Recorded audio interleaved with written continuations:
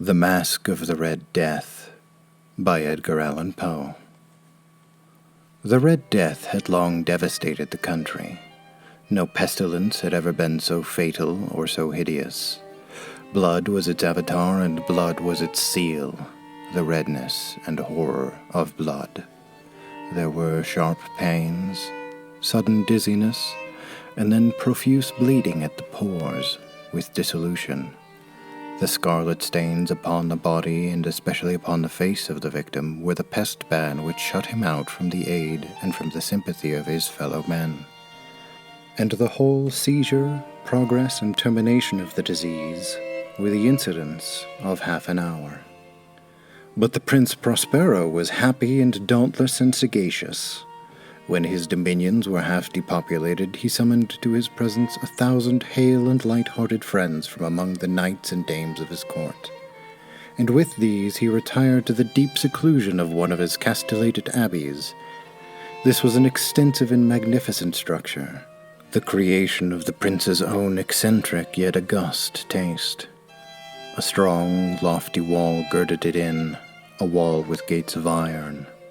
The courtiers, having entered, brought furnaces and massy hammers, and welded the bolts. They resolved to leave neither means of ingress nor egress to the sudden impulses of despair or of frenzy from within. The abbey was amply provisioned. With such precautions, the courtiers might bid defiance to the contagion. The external world could care for itself. In the meantime, it was folly to grieve or to think. The prince had provided all the appliances of pleasure. There were buffoons, there were improvisatori, there were ballet dancers, there were musicians, there was beauty, and there was wine. All of these and security were within. Without was the Red Death. It was towards the close of the 5th or 6th month of his seclusion, and while the pestilence raged most furiously abroad, that the Prince Prospero entertained his 1,000 friends at a masked ball of the most unusual magnificence. It was a voluptuous scene at masquerade, but first let me tell you of the rooms in which it was held. These were 7, an imperial suite. In many palaces, however, such suites form a long and straight vista, while the folding doors slide back nearly to the walls on either hand, so that the view of the whole extent is scarcely impeded. Here the case was very different, as might have been expected from the Duke's love of the bizarre. The apartments were so irregularly disposed that the vision embraced but little more than one at a time. There was a sharp turn at every 20 or 30 yards, and at each turn a novel effect. To the right and left, in the middle of each wall, a tall and narrow Gothic window looked out upon a closed corridor which pursued the windings of the suite.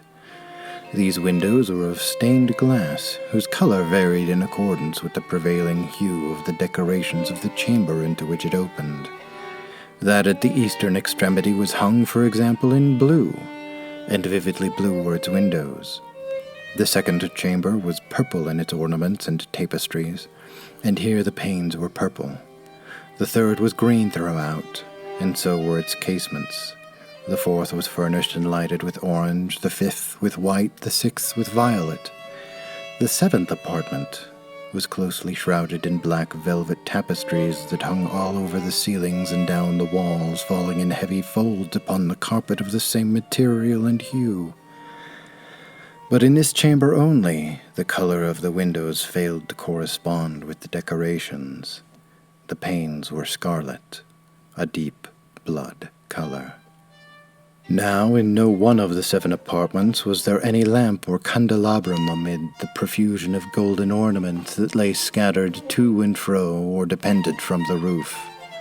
There was no light of any kind emanating from lamp or candle within the suite of chambers.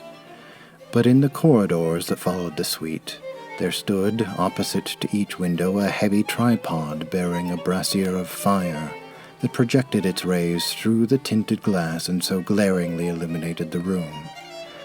And thus were produced a multitude of gaudy and fantastic appearances, But in the western, or black chamber, the effect of the firelight that streamed upon the dark hangings through the blood-tinted panes was ghastly in the extreme, and produced a look so wild upon the countenances of those who entered, that there were few in the company bold enough to set foot within its precincts at all.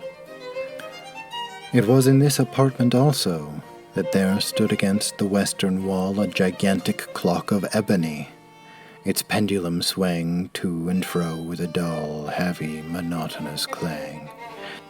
And when the minute hand made the full circuit of the face, and the hour was to be stricken, there came from the brazen lungs of the clock a sound which was clear and loud and deep, and exceedingly musical, but of so peculiar a note and emphasis that at the lapse of each hour the musicians of the orchestra were constrained to pause in their performance, to hearken to the sound, and thus the waltzers perforce ceased their evolutions, and there was a brief disconcert of the whole gay company.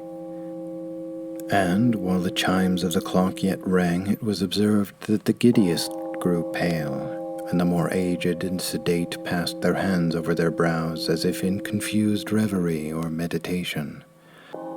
But when the echoes had fully ceased, a light laughter at once pervaded the assembly. The musicians looked at each other and smiled, as if at their own nervousness and folly, and made whispering vows each to the other that at the next chiming of the clock should produce in them no similar emotion. And then, after the lapse of 60 minutes, there came yet another chiming of the clock, and then with the same disconcert and tremulousness and meditation as before. But in spite of these things, it was a gay and magnificent revel. The tastes of the Duke were peculiar. He had a fine eye for colors and effects. He disregarded the decora of mere fashion. His plans were bold and fiery, and his conceptions glowed with a barbaric luster. There were some who would have thought him mad. His followers felt that he was not. It was necessary to hear and see and touch him to be sure that he was not. He had directed in great part the movable embellishments of the 7 chambers upon occasion of this great feat, and it was his own guiding taste which had given character to the masqueraders. Be sure they were grotesque. There was much glare and glitter and piquancy and phantasm, much of what has been since seen in Hernani. There were arabesque figures with unsuited limbs and appointments. There were delirious fancies such as the madman fashions. There were much of the beautiful, much of the wanton, much of the bizarre, something of the terrible, and not a little of what might have excited disgust. To and fro in the 7 chambers there stalked, in fact, a multitude of dreams, and these dreams writhed in and about, taking hue from the rooms and causing the wild music of the orchestra to seem as the echo of their steps. And anon there strikes the ebony clock which stands in the hall of velvet, and then for a moment all is still and all is silent save the voice of the clock. The dreams are stiff frozen as they stand, but the echoes of the chime die away, and a light half-subdued laughter floats after as they depart. And now again the music swells, and the dreams live, and writhe to and fro more merrily than ever, taking hue from the many-tinted windows through which stream the rays of the tripods.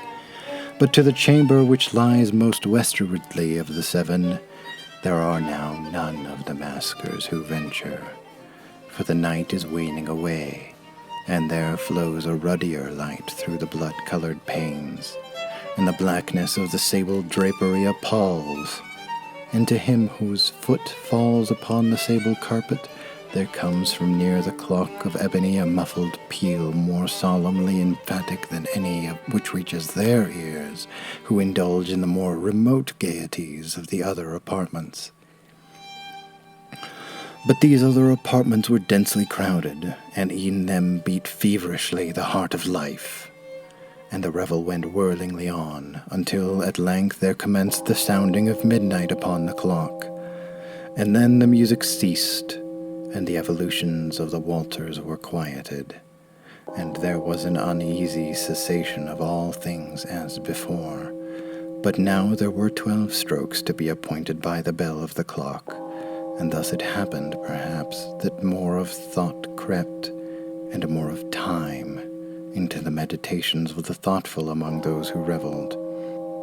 And thus, too, it happened that before the last echoes of the last chime had utterly sunk into silence, there were many individuals in the crowd who had found leisure to become aware of the presence of a masked figure which had arrested the attention of no single individual before. And the rumor of this new presence having spread itself whisperingly around, there arose at length from the whole company a buzz, or murmur, expressive of disapprobation and surprise, then finally of terror, of horror, and of disgust. In an assembly of phantasms such as I have painted, it may well be supposed that no ordinary appearance could have excited such sensation. In truth, the masquerade license of the night was nearly unlimited, but the figure in question had out-Heroded Herod, and gone beyond the bounds of even the prince's infinite decorum. There are chords in the hearts of even the most reckless which cannot be touched without emotion.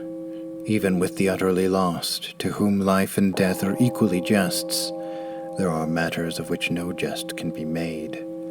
The whole company, indeed, seemed now deeply to feel that in the costume and bearing of the stranger neither wit nor propriety existed. The figure was tall and gaunt, enshrouded from head to foot in the habiliments of the grave. The mask which had concealed the visage was made so nearly to resemble the countenance of a stiffened corpse that the closest scrutiny must have had difficulty in detecting the cheat. And yet all this might have been endured, if not approved, by the mad revellers around. But the mummer had gone so far as to assume the type of the Red Death. His vesture was dabbled in blood, and his broad brow, with all the features of the face, was besprinkled with the scarlet horror. When the eyes of the Prince Prospero fell upon this spectral image, which, with a slow and solemn movement, as if to more fully sustain its role, stalked to and fro among the walters, he was seen to be convulsed, in the first moment with a strong shudder either of terror or distaste, but in the next his brow reddened with rage. "Who dares," he demanded hoarsely of the courtiers who stood near him, "who dares insult us with this blasphemous mockery? Seize him and unmask him, that we may know whom we have to hang at sunrise from the battlements." It was in the eastern or blue chamber in which stood the Prince Prospero as he uttered these words. They rang throughout the 7 chambers loudly and clearly, for the prince was a bold and robust man, and the music had become hushed at the waving of his hand. It was in the blue chamber where stood the prince, with a group of pale courtiers by his side. At first, as he spoke, there was a slight rushing movement of this group in the direction of the intruder, who, at the moment, was also near at hand, and now, with deliberate and stately step, made closer approach to the speaker. But from a certain nameless awe with which the mad assumptions of the mummer had inspired the whole party, there were found none who put forth hand to seize him, so that unimpeded he passed within a yard of the prince's person. And, while the vast assembly, as if with one impulse, shrank from the centers of the rooms to the walls, he made his way uninterruptedly, but with the same solemn and measured step which had distinguished him from the first, through the blue chamber to the purple, to the green, to the orange, to the white, and even thence to the violet, ere a decided movement had been made to arrest him. It was then, however, that the Prince Prospero, maddening with rage and the shame of his own momentary cowardice, rushed through the 6 chambers, while none followed him on account of a deadly terror that had seized upon all. He bore aloft a drawn dagger, and had approached in rapid impetuosity to within 3 or 4 feet of the retreating figure, when the latter, having attained the extremity of the violet apartment, turned suddenly and confronted his accuser.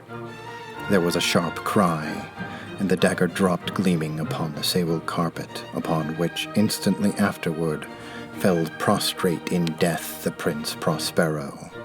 Then, summoning the wild courage of despair, a throng of the revelers at once threw themselves into the black apartment, and seizing the mummer, whose tall figure stood erect and motionless within the shadow of the ebony clock, gasped in unutterable horror at finding the grave cerements and the corpse-like mask which they had handled with so violent a rudeness, unattended by any tangible form.